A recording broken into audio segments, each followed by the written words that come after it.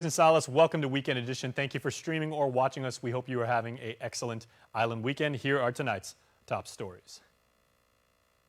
Good day, everybody. Sabrina Salas-Matanani with the latest. Governor Lilian Guerrero held a press conference Saturday afternoon saying it was alarming that we have seen a spike in cases in recent days, but the increase was expected because we have increased our testing capacity.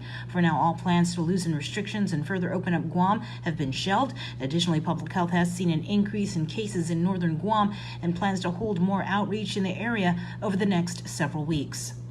The concerning thing for me here, and I think public health is too, is the 16 isn't clusters. It didn't come from clusters. It's now telling us that these are all over the community. And so that's why it's very crucial that we continue with our testing and we continue with our contract tracing. And that is why I put a delay and a hold on what other restrictions we were planning to lift. And so we're not going to reverse any of the restrictions we have made. We are continuing with the activities because we want to make sure the activities going on so we'll know what exactly is happening out there in the community. So that's why Dr. Cabrera is really tracking mobility, because as people are more mobile and we see that we're getting more positives, then we're thinking, hey, they're mobile, but maybe they're not wearing their masks.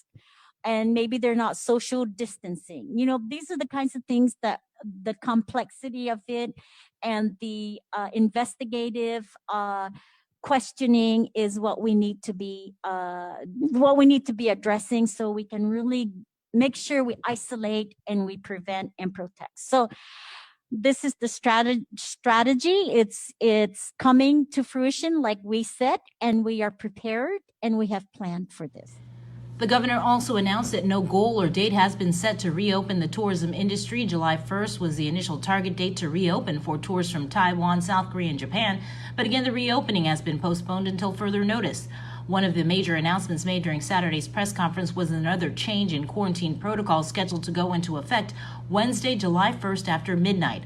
All persons arriving to Guam will be still subject to a 14-day quarantine. For individuals who are traveling from a high-risk area previously referred to as a hotspot, a 72-hour pre-arrival PCR test is necessary to determine whether you will be quarantined at a government facility or home. And if you are on home quarantine, you would be eligible to test out after 7 days. If you do have that test and it ends up becoming negative, then you have the early quarantine release, but you still must fully comply with the 14-day symptom monitoring and tracking. So that is key. So just because you get out on day 7 doesn't mean you're done completely. You still have to comply with this program.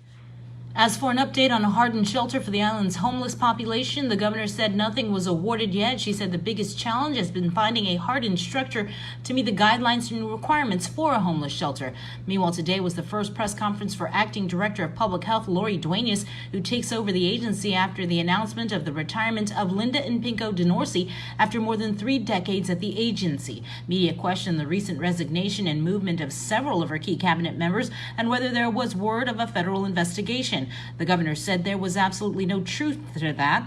When asked about the loss of institutional knowledge of key cabinet members such as DeNorsi, this was her response. I am not concerned that I'm losing institutional knowledge. Lori, for example, has more institutional knowledge than Linda. Lori started at public health way before Linda.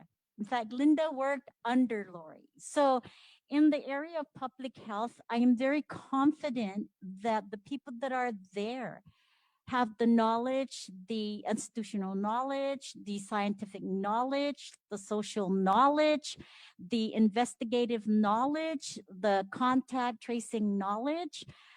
These people have worked with other diseases like tuberculosis, dengue fever.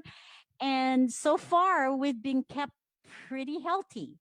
And the same way with our coronavirus. I attribute our containment to coronavirus because of the expertise of our public health. And so As far as institutional knowledge, there are people within those agencies that have more institutional knowledge than the people that have decided to retire. One of the most important messages, though, is that everyone must continue to practice social distancing, wear a mask, and of course the governor is saying we must not be complacent, and of course wash your hands. Reporting for Guam's News Network, I'm Sabrina Salas, Matanani. Well, 45-year-old Akuchi Olper, also known as Akuchi Walbert, was arrested and charged with family violence. The victim, who has difficulty speaking due to a stroke, reported the alleged assault to police with a witness on June 15th. The victim had pain to her face, arms, and legs and had to be taken to the hospital to be treated for injuries. Court documents state that Olper already had a pair of separate family violence convictions and a violation of court order convictions. Elsewhere, more than 2 months after allegedly stealing a vehicle, breaking into another car, and stealing a woman's passport and card, police arrested Ashley Belen. The 26-year-old was charged with burglary of a motor vehicle, theft of a motor vehicle, a pair of separate counts of theft as a misdemeanor, and fraudulent use of a credit card. The alleged crime spree took place in mid-April, where Belen allegedly broke into a woman's car at Kmart. Belen then tried to use a stolen card at a gas station. She allegedly left the passport and card, which declined, by the way, and left without paying for gas. The owner of the card was notified and posted a picture of Belen on Facebook, which helped to identify the woman. Elsewhere in our rundown tonight, it's now been a weeks-long streak for car thefts in the central village of Barrigada. And according to Mayor June Blas, this recent uptick in crime is from outsiders entering the village and breaking into residents' vehicles. Adriana Cotero explains in this report. They're coming from another village and coming into our quiet, peaceful community. Last week, the Barrigada Neighborhood Watch Group chat was active with reports of stolen vehicles.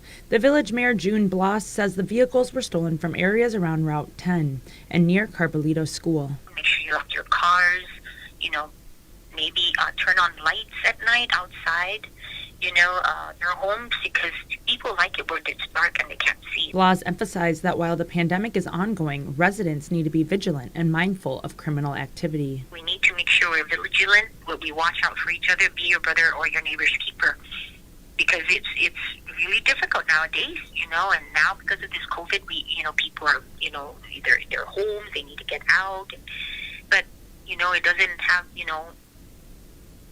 having them to come out and do these things is just not right. In addition to the chat groups, social media has been another useful tool to share information. If they think they're not watching, they are, and if you take it, then you know already that you'll be caught. According to Mayor Blas, this week there hasn't been any reports, but she wants to remind the Barrigada residents and the community to beware and watch out for each other.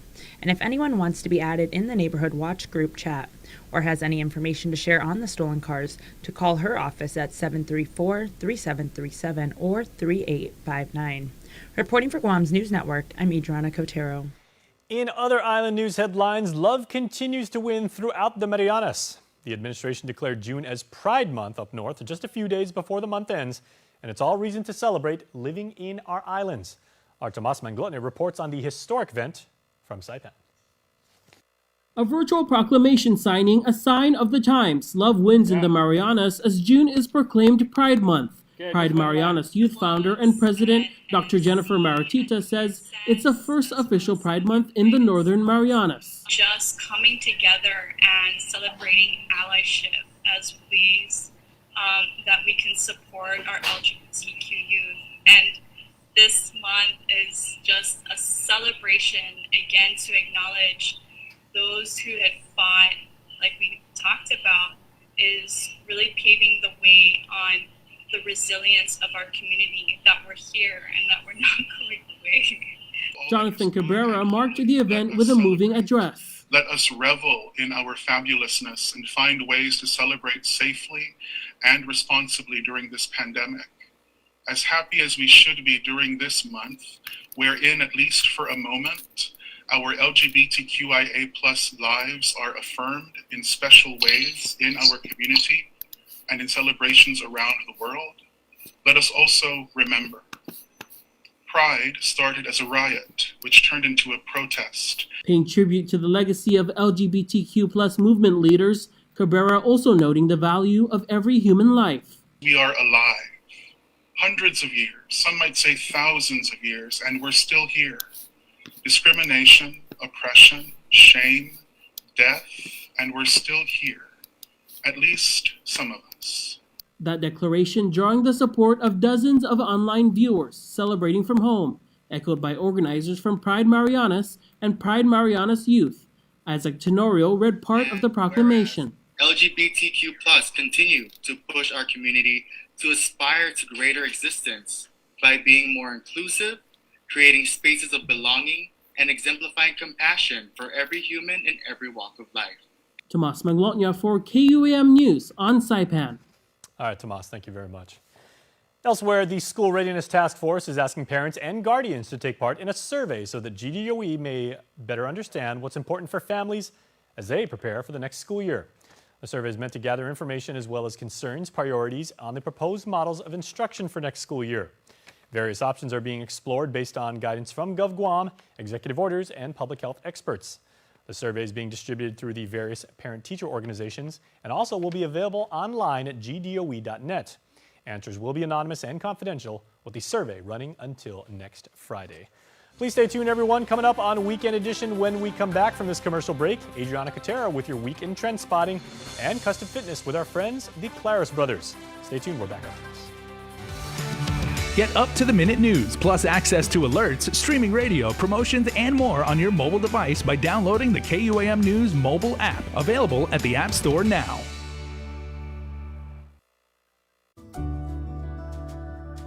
For the safety of our customers and our associates, we wipe down our areas and continuously we wipe down after each customer. For safe social distancing, we also added 6 feet space markers.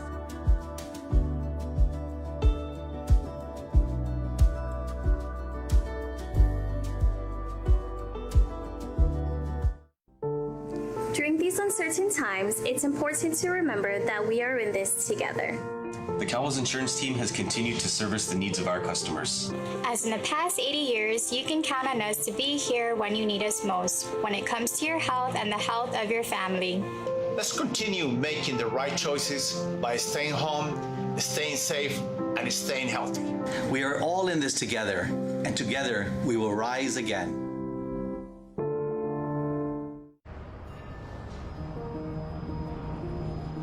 It makes myself and it makes my team members very proud to work for an organization that has been on island for many years with its focus on reliability, dependability, and commitment to the communities that they operate in. Matson's a great corporate citizen to the community. We all benefit from any sort of environmental commitment we make. One of the ways that we do that is with our Adahi Utano program. There's action behind it, and so action breeds commitment. With the Kaimana Gila coming to Guam, this brings a new age and modernization to the island. It's exciting for me because it's a brand new ship and we can carry more freight into the islands. It just shows growth for Guam and Micronesia. Matson would be nothing without its customers, and we hope to continue to serve you for decades to come. It seemed like a typhoon of news this week, from the life of a brilliant young man cut short to finally knowing where airmen with COVID-19 visited.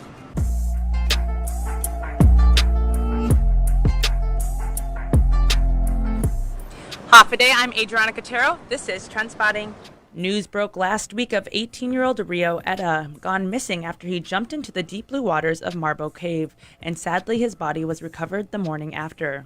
Rio was a recent Harvest Christian Academy graduate, an avid artist and skilled athlete. His mentor and former coach Brandon Pegarito said, already cutting hair, Rio had dreams of opening his own barbershop. Pegarito said, quote, "And to me, I believe his life is a testament to using it to the fullest, giving God glory with the little things he had given to me," unquote. Here's what you shared. Melissa Akamoto says, heartfelt condolences to the Etta family. Rio had been a good friend to my older sons when they attended middle school at HCA. Well said, Mr. Pegarito. May Rio rest in peace. And Teresa says, my deepest condolences to the family. May your soul, Rio, rest in peace. Also sharing in the sentiment, Peter says, condolences to the family, rest in peace. Another writer writes, my deepest condolences to the families, rest in peace. The sleepy village of Agana Heights was rocked on Tuesday after a man was shot and killed. 49-year-old Anthony Mendiola was arrested on murder and gun charges in Joey Zamora's death. According to court documents, Zamora used to live with Mendiola in Agana Heights, but Mendiola filed a restraining order to keep him from coming back. And when Zamora did, Mendiola allegedly shot him 3 times inside the home. Mendiola's attorney is claiming his client was protecting himself under the Castle Doctrine law. Here's your thoughts. One of our top fans, Chris O'Connor, says, I live in Agana Heights. I don't feel safe even walking to a store that's near my house. Islanders killing islanders. We live on an island, and yet people still kill people. It's sad. Joe Sablon says, a man was arrested for a deadly shooting, but no foul play was determined. WTH. On our Instagram, Lillian says, I don't know what led to the shooting, but prayers for all involved and condolences to the family of Mr. Zamora. May he rest in peace. And in a story that shook us all, Public Health finally released a list of 30 establishments where airmen with COVID-19 made stops.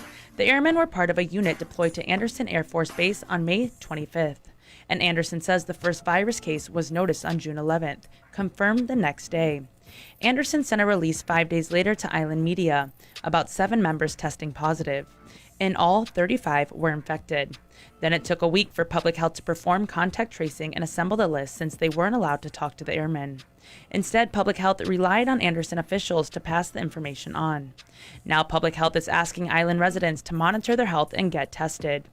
So far, community testing is revealing way more infections than previously seen each day, with 15 on Thursday, unrelated to the airmen, according to Dr. Hao Win of the Governor's Physicians Advisory Group. In the meantime, Speaker Tina Muñoz Barnes has called for Attorney General Liban Camacho to investigate the apparent breach of quarantine by the airmen. Camacho said, quote, what we are left with instead are actions that resulted in the spread of COVID-19 and endangered members of our community. This is unacceptable. No one is above the law, not even the military, unquote. Here's your take on the matter. One comment says, oh my gosh, that's a lot of places. Did they even consider the safety of our people? Please follow the protocol for the safety of others. Be considerate. Lord, help us. Another viewer writes, from Guam Reef, so why were they out and all over the island? Somebody needs to explain. Another comment says, where's the contact list from the first 100 positive cases? Remove the title military and you have tourism. So are we really ready to start having tourists? And smack in the middle of all this, Linda DeNorsi, Department of Public Health head, leading the charge against COVID, announced she's retiring. Her last day, next Friday. DeNorsi has worked for the department for more than 3 decades and was appointed to director by Governor Lou Leon Guerrero. We'll be following up on some of those pressing stories as the news comes in. Until then, be safe. I'm Adriana Cachero, and this is Trendspotting.